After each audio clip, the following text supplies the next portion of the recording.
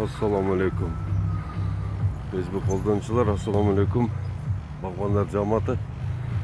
Туғандар мынандай қылып татнақай ларектерді açış керек та шаһардың içine.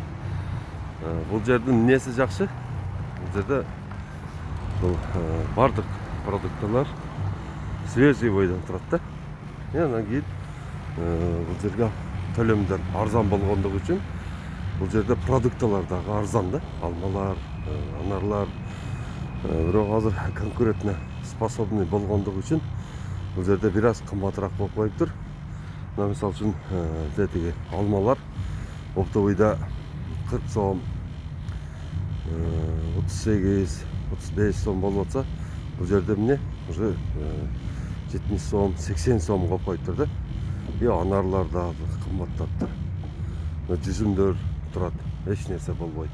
Шаһардың ішіне ушундайда миңдеп куруш керек. Мына ошондо арзанчылык болот. Меме жемиш ошондо арзандайт да. Ана жылуу ичинде тура берет. Тетиги за счет лампочкалар жылып тура берет экен.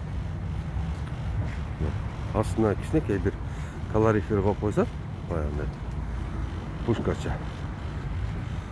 Ал болсо сонун жылуу кылып берип турат.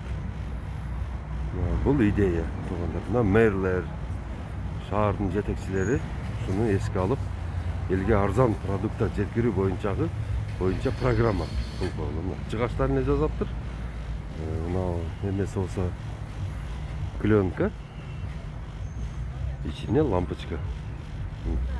Бардыгын утеплять этип коюптур. Пенка менен. Туугандар, көрүңүздөр. Бизнес идея. Ким ушинтип бизнес кылам десе, шаһардың жетекчилеринен уруксат алып туруп, ушундай күркөчөлөрдү ачып, элге дагы арзан, өзүңөргө дагы күнүмдүк жашооңорго акча чыгартырсаңар болот экен да.